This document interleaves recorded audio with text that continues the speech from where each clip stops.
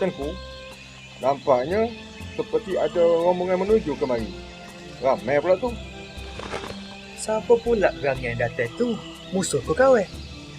Ish, kalau tak silap hamba, itu Datuk Bahame, kepala orang Pahang bersama rombongan dia. Oh, kalau Datuk Bahame datang, lawa dia sini. Dah lama kita tak bersuara dengan dia. Ajak dia kemari. Baik, Tengku.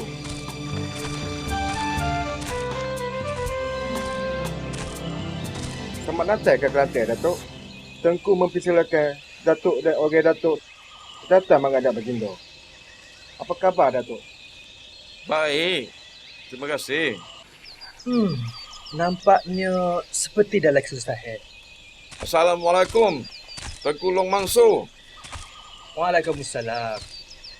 Tidaklah kawan menyangka kamu punya Datuk yang melintah di sini. Maafkan saya, Tengku. Asal tujuannya kami memang nak kemari juga. Nak mencari tempat berlindung di negeri Kelantan ini. Dan itu pun dengan izin Tengku. Kami ini melarikan diri daripada buan Inggeris. Syukurlah kamu semua selamat sampai di lebih ni.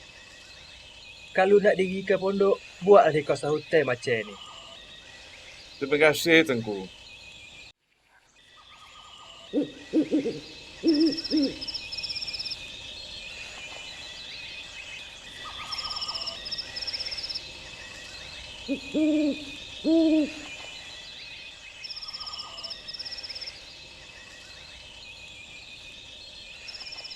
Kenapa Tengku tidak balik lagi ke istana?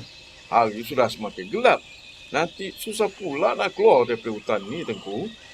Biarlah. Sekali-sekala, apa salah ambo tidur dalam hutan ni? Ambo sebenarnya nak dengar cerita dari kamu, Datuk Bahman.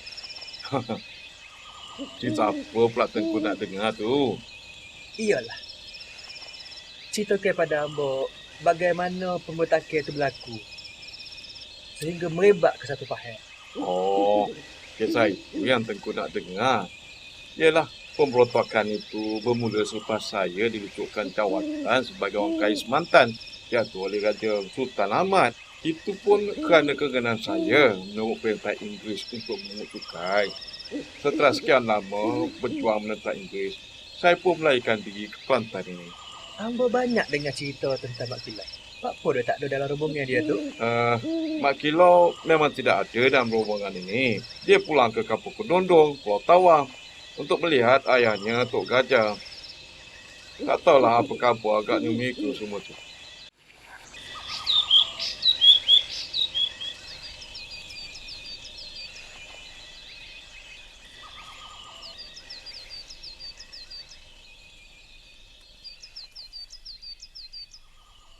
Apa pula halnya Sultan Mansur datang ke macam ni nak berjumpa kita pula?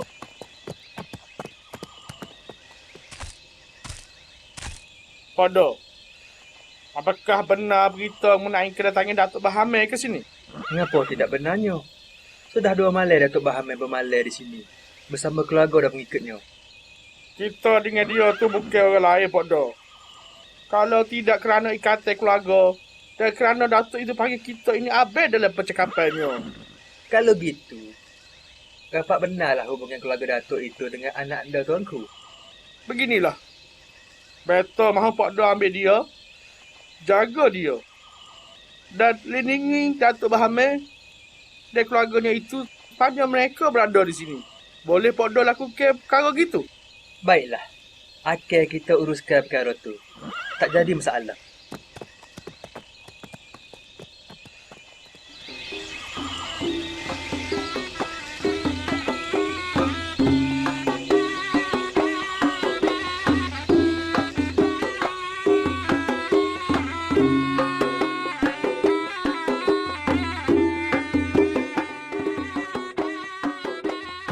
Ampun tuanku, ada 2 orang Inggeris datang bermohon untuk menghadap tuanku.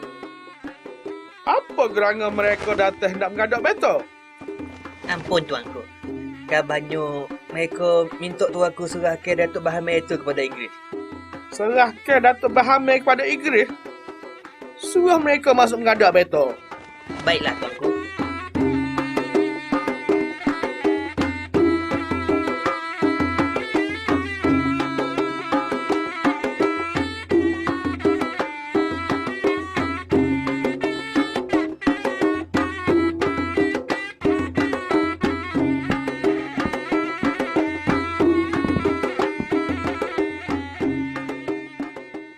Beto dah beritahu bahawa kalian datang ni dengan tujuan mahu Beto serahkan Datuk Bahamen itu. Benar kau? Benar, Tuanku. Kami datang ke kota baru ini untuk berjumpa Tuanku kerana kerajaan Inggeris mahu Tuanku serahkan si penderhaka Datuk Bahamen itu dan pengikutnya. Ngapa tidak kalian orang Inggeris saja yang pergi menangkap mereka? Mengapa minta daripada Beto pula untuk menyerahkannya? Oh, kami tidak dapat berbuat demikian kerana negeri ini di bawah jagaan Siap. Hai, apa bezanya? Kita pun tidak boleh buat gapa-gapa kerana kita pun di bawah talukan Siap. Kalau nak selesaikan dengan mudah, minta sendiri. Pergi ke Bekok dan minta kebenaran Raja Siap. Kami akan tangkap penderhaka itu. Tidak kira dengan apa cara sekalipun.